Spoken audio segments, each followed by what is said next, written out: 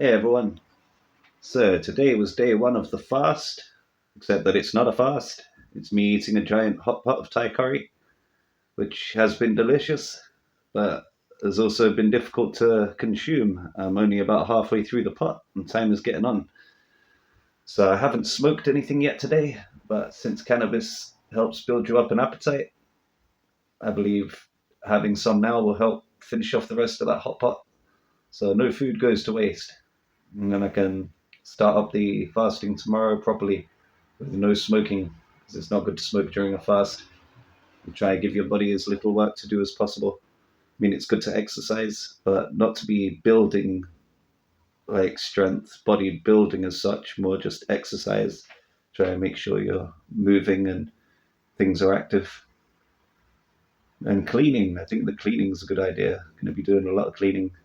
Got this big matted mass of hair where it started dreading itself. I can separate that.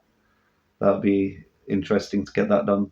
The fast should be interesting. I've got a lot of peanut butter waiting for me when I finish, like 8 kilograms worth. That's 8 1 kilogram tubs of peanut butter. Why would anyone need so much peanut butter? Well, because it was on offer. It cost £5 instead of £10, so I bought as many as I could over consecutive weeks while the offer was still on. I've actually been banned from buying any more, which there is actually enough there for a squirrel to hibernate for a good 6 months. I think I might have enough for now. It'll probably carry me through to March now. I'll break the fast with peanut butter and then continue eating it throughout. I am looking forward to this fast coming up, and then again in February, the Ramadan fast leading into Lent. I like how I feel around these times. You get, when you have a lot of food, it tends to weigh you down. It sinks you into the material world, and you get fed up a lot easier. Whereas being completely energized on the inside from fruits and fruit juice, but not consuming anything that requires your body to use energy on digestion, the combination of the two, insanely good. But it is very strange. It's a bit like your body's got this constant battle going on between taking things that it will enjoy through pleasures of the world, desires of the flesh, or feeling pure because you've abstained from the desires of the flesh. And it's a strange one. You can't have both. You can't indulge in the desires and also feel pure because you haven't. It's physically impossible. You make a choice one way or the other. You either go for the thing that's going to give you the instant gratification or the thing that requires patience, which is one of the virtues which you need to balance to be able to ascend, to anoint yourself with the oil. I like the way you feel at the start of the fast compared to the way you feel at the end of the fast. If it's just fruit and you've got fruit sugars, that's when you get insanely happy towards the end. At the beginning, it's usually done as a health measure, so you would be in pain and feeling quite rooted in the lower chakras. By the end of it, it's, if anything, you're looking for things to bring you down, to keep you grounded, because you start flying off into all these different places, start going off on a mad one. Someone says a word and it inspires you to say a paragraph. It becomes very much, everything inspires you at that stage. Everything, good, bad, ugly, it doesn't matter. You see it and it makes you feel a certain way. And you feel like you can talk for a minute non-stop about anything. Everything has attributes that are interesting. You see all the links as well, all the links between things a lot easier. I always find that if I'm fasting, I can sit there for hours just writing non-stop. And it's especially a good way to keep your mind off of the things that you're not indulging in, like food, smoking. In the past, it's been drugs and alcohol or caffeine. And it's quite hard to do without these things when your body's used to them. Your body will go through withdrawals. It's nice to have an outlet, something that you can focus your attention on. One of the things is learning information, but don't think the learning compares to what you can get when you start producing, when you start writing, when you start using the imagination side of your brain, the monkey brain that sees the links between things and starts piecing them together.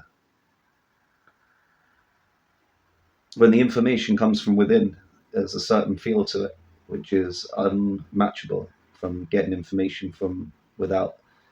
If you get information from outside of your own body, it's interesting and it can lead your thoughts down a certain path, which is in the direction of that which the information came. But when it comes from within, then it really is information. It's formation of knowledge within your own being, which you've got the tools already in there. It's a feeling of being able to familiarize yourself with the tools that we all have. And these are things that the mainstream wouldn't want you to know that you have because they want you dependent. They want you dependent on the outside world. If you knew that everything that you needed was on the inside, then you wouldn't be that easy to convince that you need to be doing all of these things to stay afloat.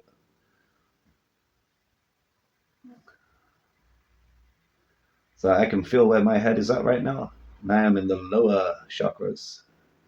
Everything's been presenting itself in the way of my thoughts. I find that more thoughts are crossing my mind that are devious thoughts, that are almost like a devil or shaitan whispering in my ear, giving me these ideas about revenge or negative thoughts towards people, negative things that could happen to people, negative things that I would say to people, or alternative lives. Just looking at different people, what they have, imagining having that as a being instead.